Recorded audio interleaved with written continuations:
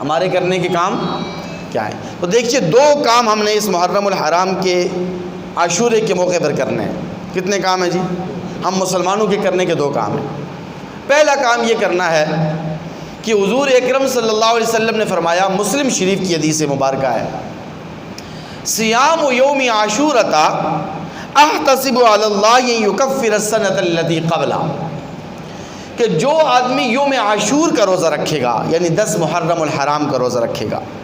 تو مجھے امید ہے، اللہ نبی کریم سے فرماتے ہیں کہ مجھے اللہ تبارک و تعالیٰ سے امید ہے کہ اللہ تبارک و تعالیٰ اس کے 1 سال کے گناہوں کو معاف فرما دیں گے۔ پچھلے 1 سال کے گناہ اللہ تبارک و تعالیٰ معاف فرما دیں گے اور اللہ تبارک و تعالیٰ اس کے گناہوں کو مٹا دیں گے۔ اچھا، جب حضور اکرم صلی اللہ علیہ وسلم نے یہ روزہ رکھا محرم الحرام کا، تو بعد میں صحابہ کرام نے عرض کیا کہ حضور آپ نے تو یوم عاشور کا روزہ رکھ لیا ہے، لیکن اس دن تو یہود بھی روزہ رکھتے ہیں، اس دن تو یہود بھی روزہ رکھتے ہیں۔ تو آقا علیہ الصلوۃ والسلام نے فرمایا، اچھا یہود کی مشابہت سے چونکہ ہم نے بچنا ہے، یہود کی مشابہت سے ہم نے بچنا ہے، اس لیے اگر میں آئندہ سال زندہ رہا، اللہ تبارک و تعالیٰ نے مجھے زندہ رکھا، میری زندگی نے ساتھ دیا، تو انشاءاللہ میں یوم عاشور کے روزے کے ساتھ، یعنی 10 محرم الحرام کے روزے کے ساتھ، یا تو 9 محرم کا روزہ ملاؤں گا یا پھر 11 محرم الحرام کا روزہ ملاؤں گا، یعنی 2 روزے رکھوں گا، 9 10 یا 10 اور 11۔ تو اس لیے علماء نے لکھا ہے کہ یوم عاشور کا روزہ رکھتے ہوئے اس بات کا بھی اہتمام کیا جائے کہ اس کے ساتھ ایک اور روزہ ملا دیا جائے، 9 کا ملائیں یا پھر 11 کا ملائیں۔ لیکن اگر کوئی شخص 9 اور 11 کا نہیں رکھ سکتا کسی عذر کی وجہ سے، یا ڈیوٹی کی وجہ سے، ملازمت کی وجہ سے، یا شدت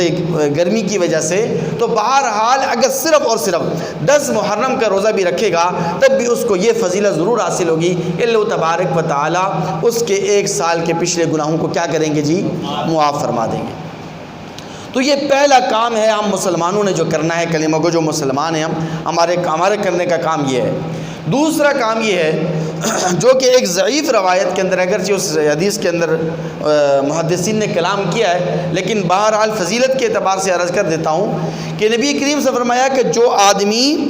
10 محرم الحرام کے دن اپنے گھر والوں پر وسعت کرے گا، کیا کرے گا جی؟